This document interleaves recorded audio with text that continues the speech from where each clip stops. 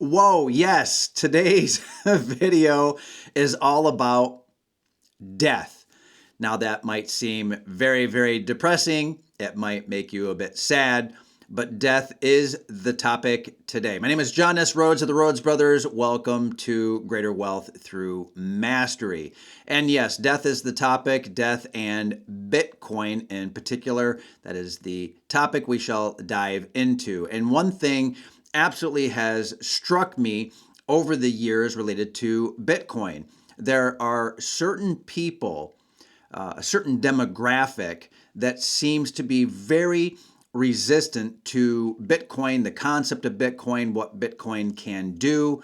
And that demographic or that group is the older group of folks. Now, there are definitely folks who are in their 50s, 60s, 70s, 80s, 90s, I believe, hundreds, who are interested very much in Bitcoin, perhaps invested in Bitcoin, that are older. Now, that is generally not true. It skews, that is, the ownership and the embracing of Bitcoin tends to skew to younger demographics, and the older demographics are less inclined. They're more interested in bonds, perhaps gold, perhaps stocks.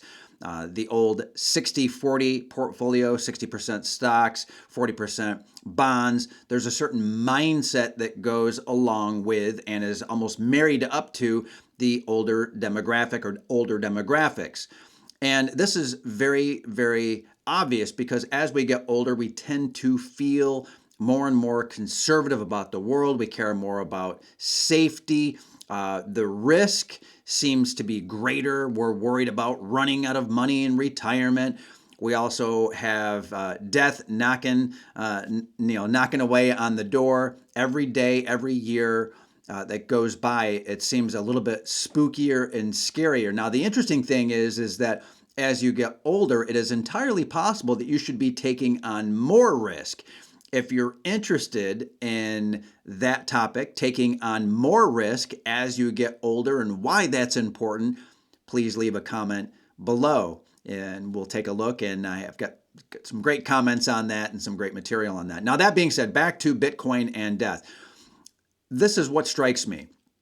There is a writer, philosopher, scientist by the name of Thomas Kuhn, and he talks about paradigms. Now, this is the thing that's so interesting about this. So Thomas Kuhn talks about these paradigm shifts, and the big changes happen in science when the old folks die off. When the old scientists die off, then the new science can come along and take its place. Now, what's interesting is that people tend to think of scientific progress happening slowly over time in a linear fashion. And what Thomas Kuhn shows very conclusively, and it's in the book, The Structure of Scientific Revolutions, if I remember correctly, but what he pretty much clearly shows is that it's very stepwise. So there'll be a big change, and then things don't change for a while. And then there's a big change, and things don't change for a while. And a big reason for that is that we tend to get locked into a particular way of thinking, and our belief system, science be damned, our belief system is actually what allows science to progress in a stepwise fashion versus the actual scientific discoveries. So if you think of Bitcoin as a discovery, scientific or not, is irrelevant. But if you think of Bitcoin as a creation, as a discovery for mankind, you might think that it would just be linearly increasing in time in terms of awareness and acceptance. But we can actually look at the changes in Bitcoin from the point of view of the individuals, really the demographics of the individuals, like how old are you and how does that impact how you think about Bitcoin. We can see that with institutions as well being more conservative. The bigger that they are, the bigger that they are, and the older the institutions, the less likely they are to make a radical change. The less likely they are to go through a paradigm shift and say, yes, Bitcoin, this makes sense. Usually it's something like you're getting smacked upside the head, and then you realize after doing your research, after spending time, that Bitcoin just makes sense. And in fact, if you look at the history of MicroStrategy and Michael Saylor, that's exactly what he went through. He poo-pooed Bitcoin. He denied Bitcoin being something worthwhile, worthy of attention. 2020 comes around, he gets smacked in the face. He looks at the fiat cash dollar debasement, and he's like, well, where can I put my money? What is the best battery for the value on my balance sheet? I'm not being properly valued as a company, and the cash flows that are coming into the company, and my balance sheet is definitely just not being appreciated. So it was a stepwise upgrade or increase in awareness and understanding, and he went from being sort of fiat based to Bitcoin based. Again, Thomas Kuhn, Scientific Revolutions. I think there is a very, very good analogy here with Bitcoin, right? So the revolution of Bitcoin and what has transpired over time really comes down to a stepwise increase in awareness. And I think most people have something like that happen. They might dip their toe in for the very first time, they get more awareness, and then they increase. More awareness and increase. And what you invariably find, and this might be your experience, it probably is, that as your experience and understanding of awareness, the sort of the full comprehension of Bitcoin comes into your mind. As you gain knowledge, the size and shape and scope of your Bitcoin holdings will likely increase as well. It's very rare for someone that as their awareness and understanding of Bitcoin increases, that their ownership of Bitcoin goes down. That relationship, the inverse relationship, does not hold. Instead, it's more of a direct relationship where as you learn more and understand more about money in general and fiat currency, fiat dollars, and as your awareness of central banks increases, and by the way, sidebar, it's insane that we have to worry about this, that we have to worry and think about things like fiat currency. Fiat means by dictate, coming from the king, right? In this case, it's the governments and the Federal Reserve and central banks. But the fact that you have to know that is insane. But anyhow, that's a sidebar. What we find is that as people's awareness of value and money and currency, as that increases, as we learn more about what Bitcoin is, as we learn more about why gold has traditionally held its value so well for so long, as that happens, as we learn, as we educate, as we fill our minds with knowledge, what ends up happening is it seems as though there seems to be a correlation, not necessarily causation, although I would say probably some causation as well, as that the holdings of gold go up and Bitcoin certainly go up. And that's the focus of today. Now, that's Thomas Kuhn. Again, the structure of Scientific Revolutions and the stepwise increase and how things happen over time. Now, why is it stepwise? Well, science progresses one death at a time. And that brings us to a second scientist, Max Planck. I think I've got that right. And Planck famously said, science progresses one funeral at a time. And that's entirely true, because if someone's really, really smart and they then are talking about a particular idea in science, they are claiming ownership of the idea. They hold on to that idea more and more over time. They get married to the idea. Einstein had real difficulty with quantum physics, quantum mechanics. He was very much tied to relativity, specific and also general relativity, and he had a tough time with quantum. This is very understandable. We get married to our ideas. We're all guilty of this, by the way. I think you know that. I know that for sure. I get married to my ideas.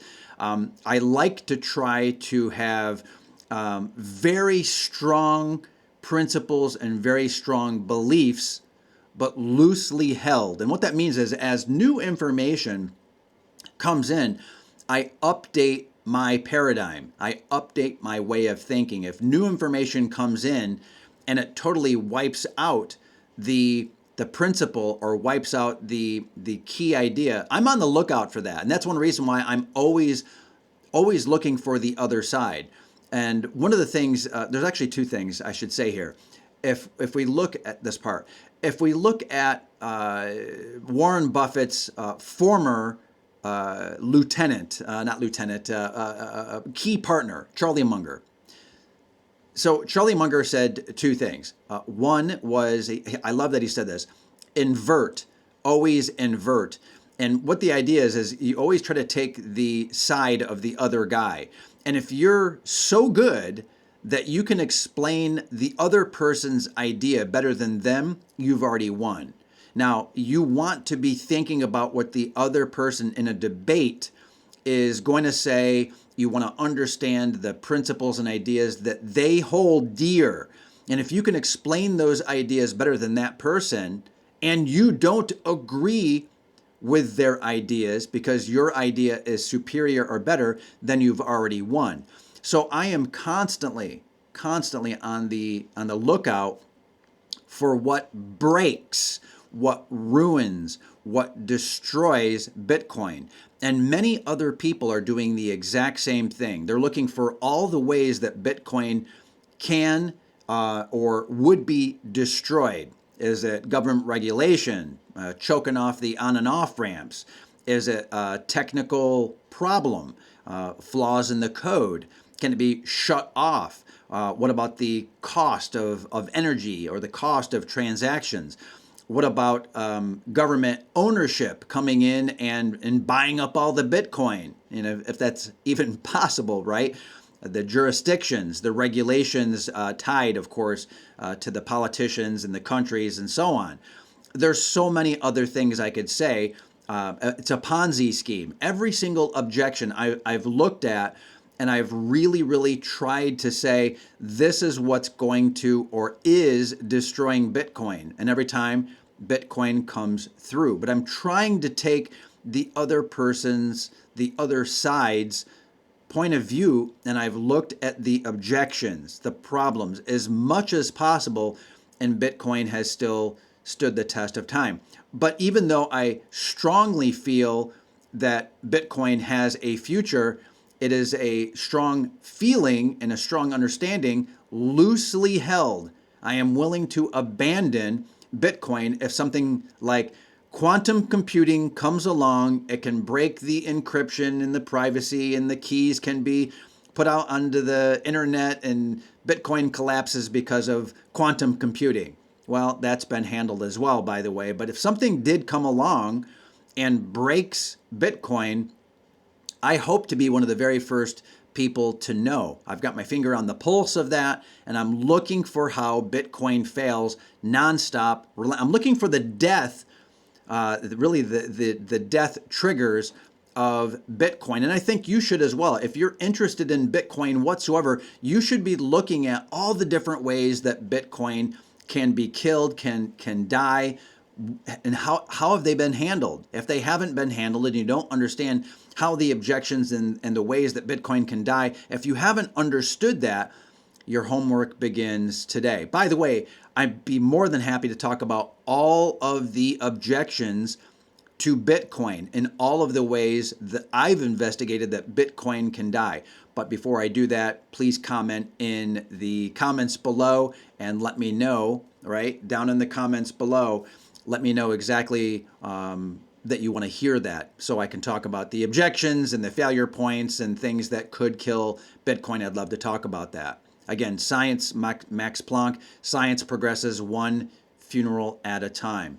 And I think the same thing is going to be happening. It is happening, and it's going to continue happening when the next generation fully displaces the older generation. You're going to see yet even more uptake and more ownership of Bitcoin, simply because the youth, the younger you are, probably the more Bitcoin as a percentage of your portfolio, the more that's going to happen. That's going to be moving forward in time with ownership, right? Because the greatest owners of Bitcoin in terms of ownership and portfolio size, they tend to be younger, and then that skews downward as folks get older. Right now, if we look at this point in time. But as people die off, right, as the generation dies off, more Bitcoin will be held by more people in the population. And I think that's exactly what's going to be happening, is that Bitcoin is going to displace bonds and cash and gold and real estate as a store of value. I think we're going to see that over time, and it's going to be happening ironically, interestingly, one death at a time, in accordance with Thomas Kuhn and Max Planck. That's just what happens. People need to die off. Well, maybe they don't need to die off, but as people kick off and leave this mortal coil, what'll end up happening is more and more ownership of Bitcoin will be happening, right? So it's kind of like the death of old ideas. People love to hold on to their current ideas. They're not able to release their old ideas, and money and value and the storage of life's work and that energy, that's an idea, not just a currency or money or Bitcoin or dollars. It's the idea, and people hold on to their ideas for dear life, and they don't challenge their ideas enough. That's what I believe. What do you think? Do you think that as time goes on, that the youth will continue to get older and they'll carry their ideas of Bitcoin ownership and what money is and storage of value? Do you think that that will happen over time? If you agree or disagree, let me know in the comments below. I would love to know. So what do you think? It matters very much to us. Now, if you found value in this teaching, this training, this video, please share it with other people, because it's word of mouth referrals just like yours here today that help the channel grow. We all win when that happens. Thank you very much for that. And we will see you in the next video. Thank you and take care.